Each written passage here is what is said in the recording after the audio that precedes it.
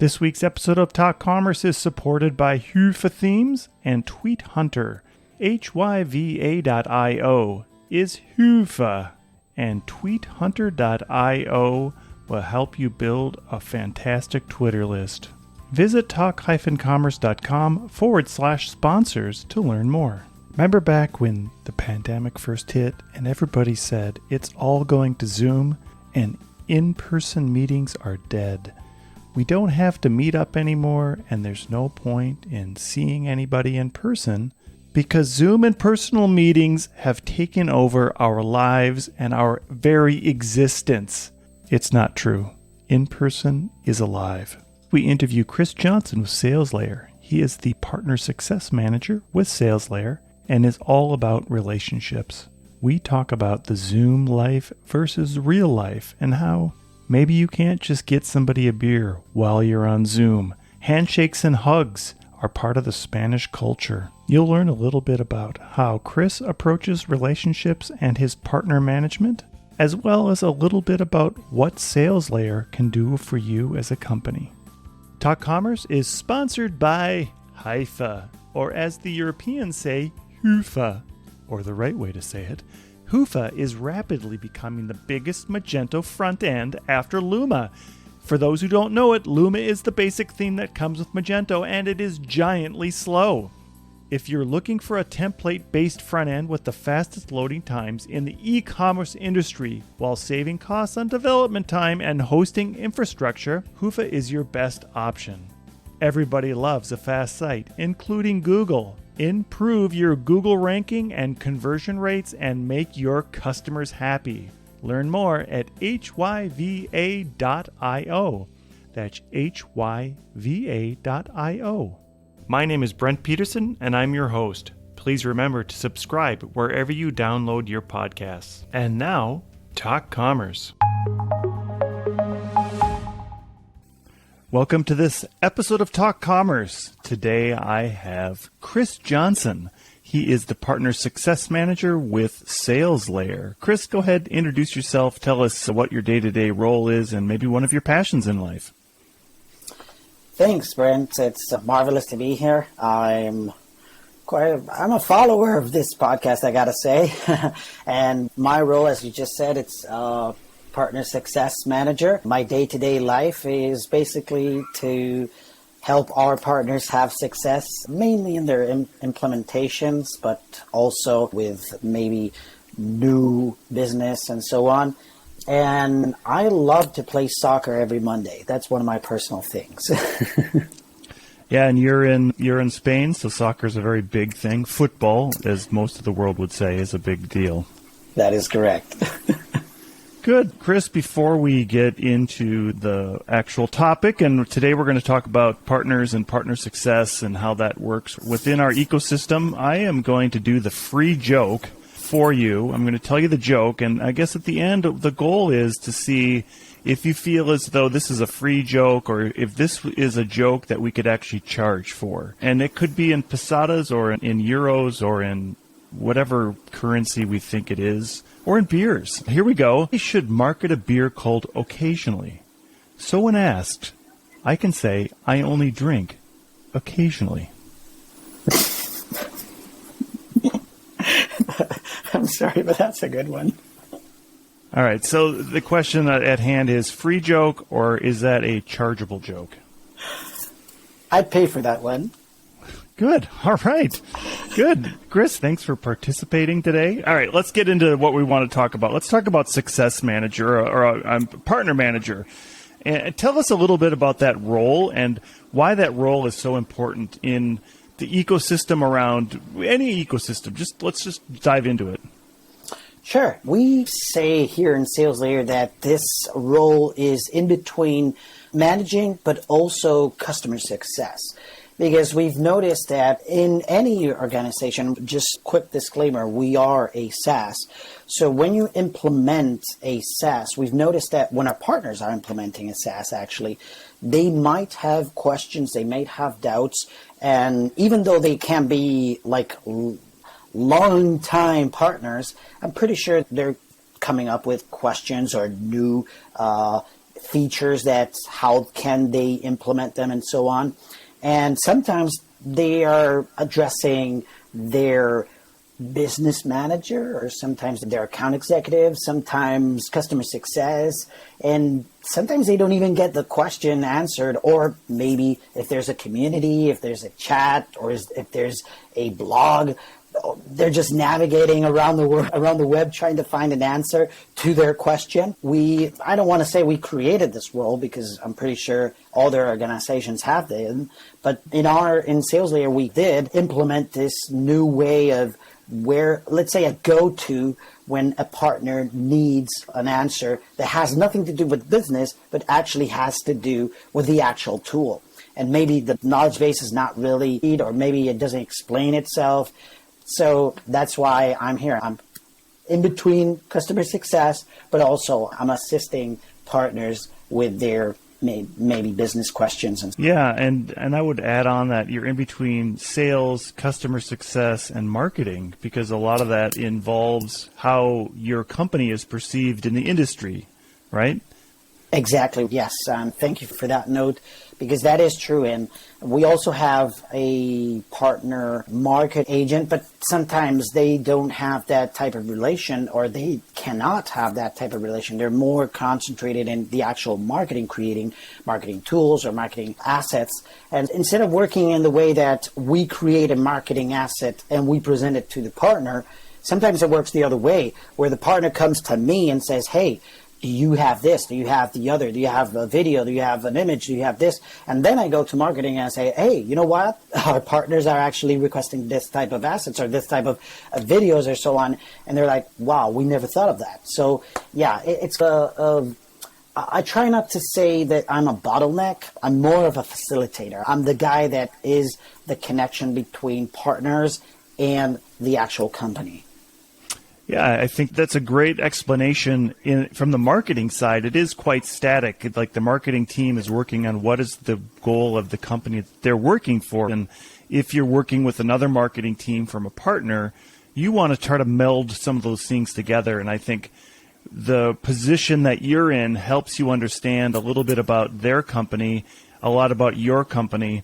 And even connecting the two marketing teams is an asset, or is a job that would be maybe fall under you, right? Yeah. How about the other parts of it? So there's sales, because there's a part of it that brings that your goal is to bring in more sales. Like that's the end goal of a partner manager. Yeah, and it is true that a partner manager, we've noticed that sometimes are too concentrated in sales. And I must say that before I was considered a partner manager, but we thought that adding the success in between gave us the goal of not only sales. It is obviously the end purpose or the end goal, but sometimes they forget the training, the updates. They're more, when partners and the actual partner managers sit down and talk, they're like, okay, what's the next lead, or what's the next operation we're doing, and blah, blah, blah. But they forget of the question of what do you need to make that lead a success. So it's more a reminder, let's say. It's more like something that's like a tattoo in your arm, like this is something that you have to do. You make sure that your partner is going to succeed in their endeavor instead of just requesting from them. You're going to provide whatever tools they need to make that happen. Once that is done, once they have all their tools that they need, that includes training, that includes, as we were talking, marketing, then the question of what is the next operation, what is the next lead, what is the next deal we have in the pipeline comes almost naturally, because they have everything they need on their table and they're ready for that, you know? Yeah, and I've seen the word enablement used in this same context. You're enabling the partner to be successful on your behalf. I think that's part of this role isn't new, but I think certainly in the last 5 years, the partner manager role has really become a pivotal part of how companies interact with other companies, because you really are B2B in this instance. You are working with another company that is going to sell for you, right? You could even be seen as a sales manager of other companies. I know that's not a really great way to look at it, but your goal is to help those other companies sell your product. I mean, again, coming back to what the end goal is, One of the hard parts then as a partner manager or partner success manager is what does success mean? How do you measure that success? And I think I've been in the industry for a while, and talking to other partner managers, there is often a conflict with leadership on what you should be doing as a partner manager. Do you see that at all in your day-to-day? How you help define that success? And I totally agree with you in the sense that there is a conflict, because we could measure this success in numbers and say, okay, how many operations has your partner brought to the company, and how many operations have we given to our partners, or how many millions of dollars or euros have they brought? Is this a fact? Have they even brought a deal?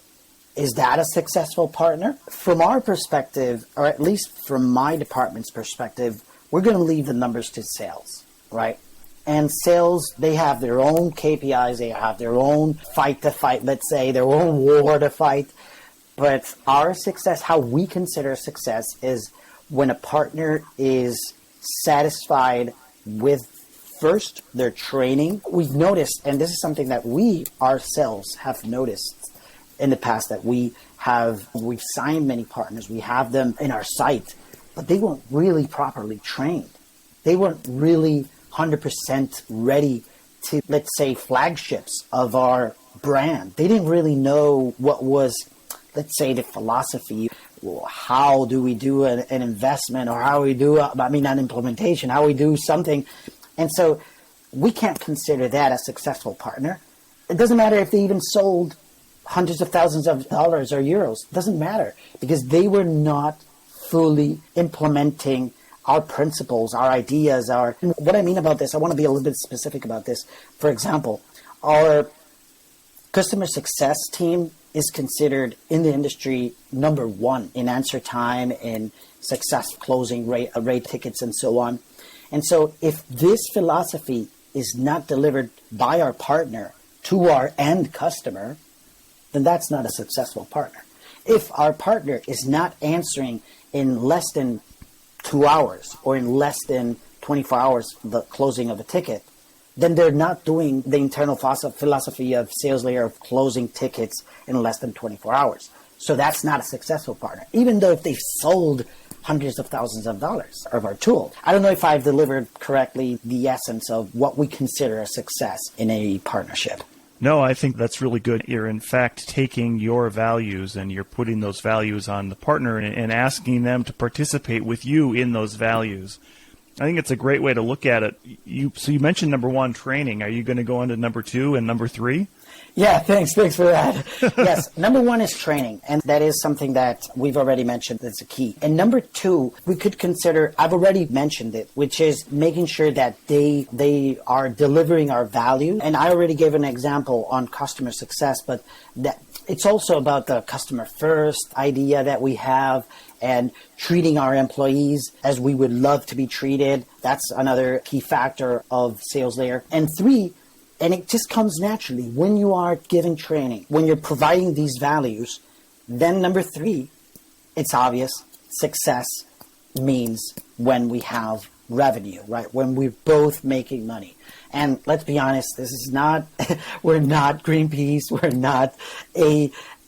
a company. We're both companies with the same interest, obviously to make our customers happy, but obviously we have our own economic needs, so we do have to fulfill them. So when those three, and again, I'm sorry I'm repeating myself, but I want to emphasize that's the actual steps, right? First, training. Second, the values that are transmitted from SalesLayer to the company or to the partner. Then automatically, number three comes just organically. More sales, our customers are satisfied, then we can both be happy with satisfying our KPIs economically. Yeah, I can tell you how many times I've been on a partner call and all they want to do is talk to your customer to sell directly to them. And that, I think that part is and maybe their metrics too is how many people can we talk to who are your clients. And I think that way that you're approaching it is so much better than approaching it in the fact that, hey, I just need to talk to your customers. That's our only goal. The goal is creating relationships, right? And I think the goal in general for a partner manager is to create relationships with as many different partners that you can to keep your brand top of mind. Things like that would be those non-measurable. I agree. It's funny because we approach it in a different way, or at least internally. I'm not saying that other companies do it wrong. I'm just saying that how we approach it is we understand it's not our customer, it's our partner's customer. And we understand that they also have their own values and they also have their own ideas. They also have their own agenda, let's call it, KPIs. That's also another key aspect. The relationship has to be, we both have to be on the same page. We both have to understand what is our role in this game, right? And prefer our partners. If they say, hey, you know what? I'm going to invite you to this conversation with my customer and I want you to show them this new feature and so on. We're fine with that. We're very happy to do that. But we would rather sit down with our partner, show them the feature, say, hey, you know what? We've just launched this new feature. You want to try it out on your new customer and see if they like it? We thought of your customer. This would be a good idea. But you do it yourself because we trust you. We know you're going to transmit that value to them, and we know you're going to do it great because you have a relationship with them. I'm pretty sure because you've done it in the past, you're going to do a great upsell, you're going to do a new cross-sell or whatever you want. But it's your customer. We know he has a relationship with you. So, yeah, at least with those partners that we have in our portfolio, we have that type of relationship where we know where we stand. We're just a supplier of the tool, and we know for a fact that our partners are going to deliver it just exactly as we were intending to. Yeah, and I think that, as part of that training and enablement and onboarding, I think one thing that SalesLayer has done well is being there to help the partner as they're doing that. So I think you talked a little bit about maybe participating with the partner in that sales process to make sure that everybody's on the same page when the client needs to know. And then at some point, you trust the partner enough to do it on their own. So you are really enabling many salespeople to be out there selling SalesLayer, right? Is that a good way to look at it? Yeah. And it is true that we have our own sales team. We have our account executives. We have account executives around the world. We have them in the States and UK, here in Spain. And it is true that we have our own sales team. But more and more we're noticing that it doesn't really, there's no big difference between what we would call direct and indirect sales. Because being a SaaS, customers, I would say 99, 100% of the time, they need, either they come with a partner or they come expecting us to introduce a partner in the deal. So that's the reality of having purely direct customer is almost impossible. I don't want to shoot my own foot, but the reality is that SalesLayer comes with the necessity or the need of a partner getting involved at least at one point of the whole sales implementation and execution process, right? So to try to do this without partners or not even having them in any of these processes, it makes no sense. If we would even try to do it by ourselves, we wouldn't be able to grow as we've grown. So we could say that our success in the market, it's due thanks, obviously, many factors, but one of them is thanks to our partners, having our partners from the birth of SalesLayer up till now and to the future. So we consider this a key factor. We have to have this. It's to be one of the a real part of our company.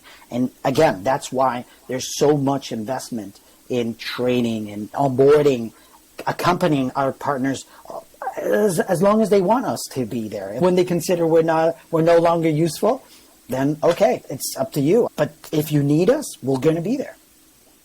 Yeah, I want to go back to relationships, and I've had quite a few conversations with other partner managers about the ability to create relationships, and let's just say some of those things that you can't tie an ROI to directly. And going to an event, right? So I went to eTail East, and I saw Alvaro there. You have to be there to be seen and to be known.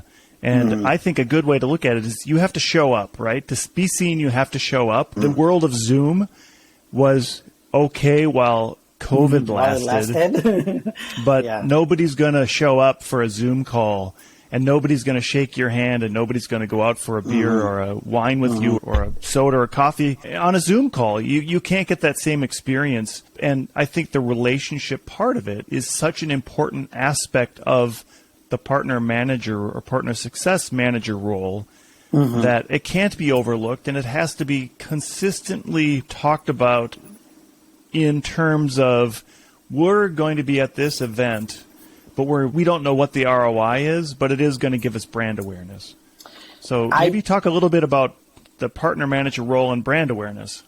Yeah, I totally agree with you. It was somebody from our company that said once COVID was, let's say, in the middle, they were saying, okay, this is the end of trade shows, right? We're never going back to travel and trade shows and in-person meetings and stuff like that. And I said, I think you're not aware of the importance of human relations. And let's be honest, it's just in our genes. We would prefer 100 times a beer with a person, even if it's a trade show or just a glass of water. Hey, shake a hand and, oh man, you're taller than I thought.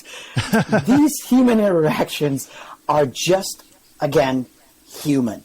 We need them because when that happens, first of all, you know that's a human being. It's not like AI has gone so far that you don't think that's a human being, but you know who he is, his background. He's a family man. You can or family woman. You can trust him or her but on a Zoom call, 30 minutes, just, hey, this is what we're selling. This is what we do. This is blah, blah, blah.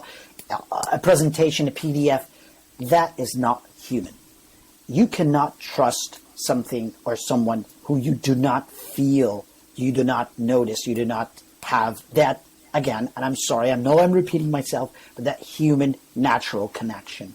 So yes, we were there in e-tail. We were there in that latest Big Commerce Summit in Texas. Was it in Texas? Oh yeah, that's right. That's where I saw Alvaro. I saw him in Texas. Austin. Yeah. Yeah, and then yesterday, I think it was, they were again in the UK in the Big Commerce event in UK, of a partner event. And we are going to be present, and we're going to do our best to be present in most of the, at least what we consider key events.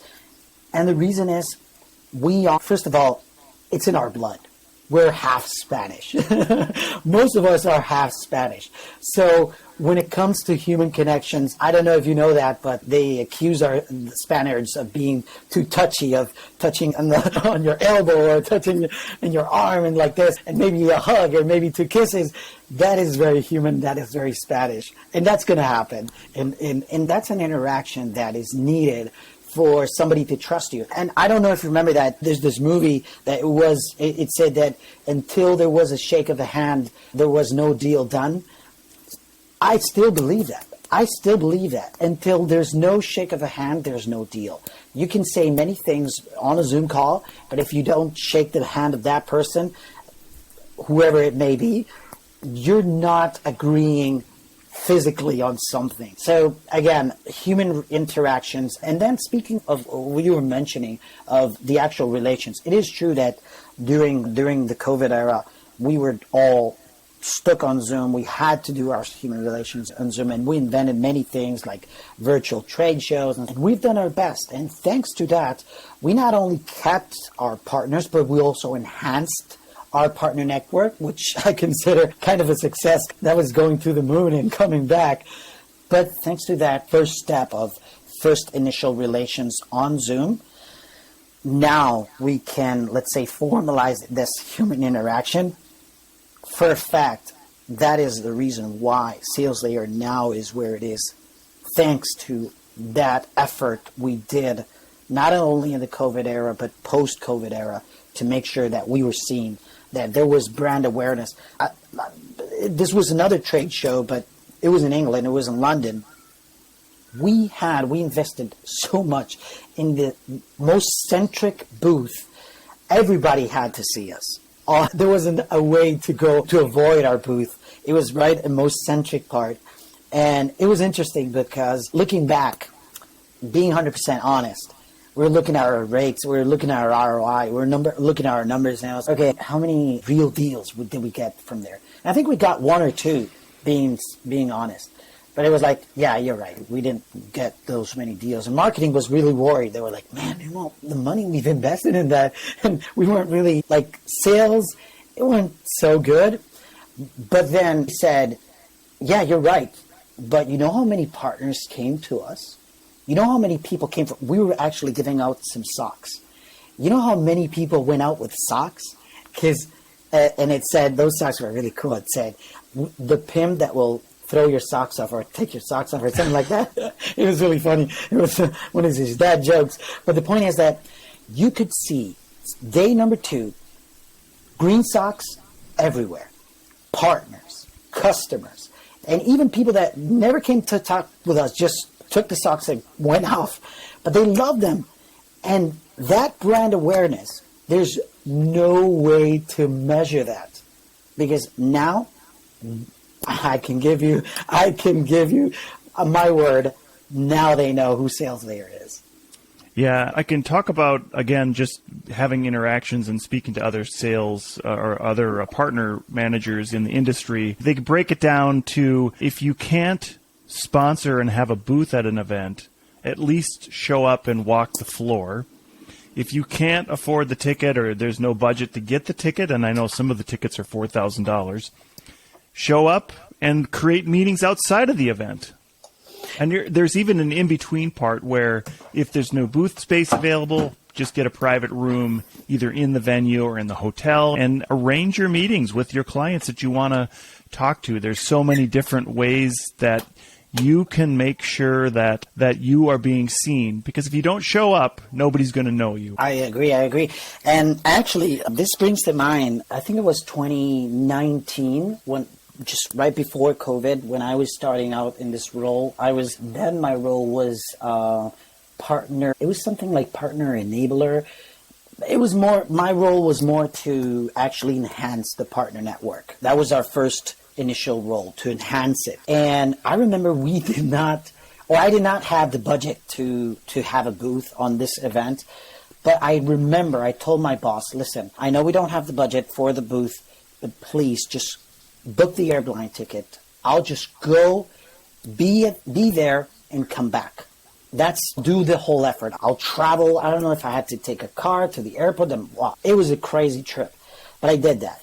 And I recall that thanks to that meeting, or thanks to that effort, this was actually a BigCommerce event. Deepak from BigCommerce said, oh, you are Chris from Sales Layer. I've received your calls. I'm like, yeah, it's me. And he said, oh, nice to meet you. And so we started having a quick conversation because obviously it was their event. And he said, you know what? I promise next email you send me, I'll answer. And I said, that's great. With that, I'm happy. From that point on, our relationship with BigCommerce has improved, I got to say, 99%. So just proving your point, what I meant is that if you don't have the money, if you don't have the budget to make a booth, I totally agree with you. Go to that event, especially if it's free. If it's a free event, do all the effort to be there. But if you have to pay for it, believe me, it's going to be worth it. Do it because you can start relationships on that. Just walking the floor, just going to those booths and maybe even learning from competitors and saying, hey, look at what these guys are doing. I'm going to do that next year, stuff like that. So, yeah, I definitely agree with you. You just brought up a great point about if you're sat in your basement or your home office on Zoom, you don't know exactly what your competitors are doing. And even more important, you can walk up to somebody else's booth and start talking to them. And more times than none, your competitor is going to talk to you about the market, and they're happy.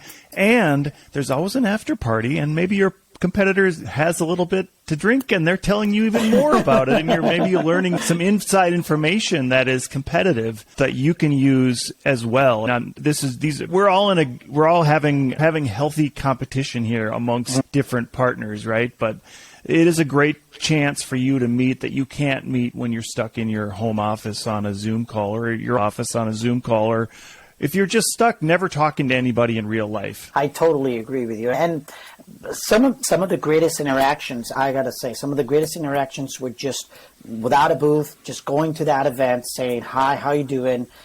Sometimes they even give out free meals or free drinks. And why not? If you're going to be sitting at home, running reports or doing this or that, believe me, it's going to be much better just to walk down to the event. Again, I totally agree with you. That's the best. That's a great strategy. Yeah, just closing out the whole event thing. I remember when Adobe did their first Adobe Summit, which was virtual, and that was right in 2020. It was very successful for them, and I think everybody was eager to continue on. And they even said, we're not sure if we're going to do an in-person event again. And I think now we've seen that the Adobe Summit in our space is on again for next year, that everybody's learned that there is an importance in actually meeting people in person. And we're not going to be hermits stuck in our home caves or office caves anymore. I want to give you 5 minutes to just tell us about SalesLayer. We've been so generous in our time on Partner Success Manager, but let's just tell us a little bit about SalesLayer and give us the elevator pitch. Great. First of all, thank you very much for that. And all I could say is SalesLayer is the fastest growing PIM in the market. We have our office in London, UK, and United States is going to be our next, let's say, market to go or market to conquer. We know we have a large competition, but thanks to our ease of use, thanks to our partner network, because we already have established a very powerful partner network in the States, key partners that can enable not only Magento, BigCommerce, but also we have partners that can help us in the industrial, even in the food industry. We have any vertical could come to use our tool. And it's just basically creating superior shopping experiences. So it's user-friendly. It gives you access to product intelligence, and it just makes your marketing team make sure that they have the best quality of data to later be exported to any source or any outlet of information. So just go to G2 Crowd, Capterra, GetApp, and see how we get 4.8 stars out of 5. And not only, as I said, as I previously mentioned, #1 PIM in customer satisfaction. So I guess that can sum up how SalesLayer is going to just rock your world. I'm going to make this a little more difficult since I've given you a chance to talk about SalesLayer. At the end of every podcast, I give you an opportunity to do a shameless plug. So now you're going to have to think about what you'd like to plug today. And a plug is just a promotion of something. Yeah, I know. I got it. We have very interesting events coming up in SalesLayer. We're going to show them, especially on our social media. And not only that, but we also are hiring. And I know this is a weird plug, but SalesLayer is looking for the best of the best, not only in Spain, but especially, and as I said, we're focusing a lot in the States. So it's not more than a plug, it's more like an opportunity. If you want to come on board and you want to work in the best environment, the best PIM, just let us know, because we are hiring, and I'm pretty sure that whoever's listening, you have something to offer to us.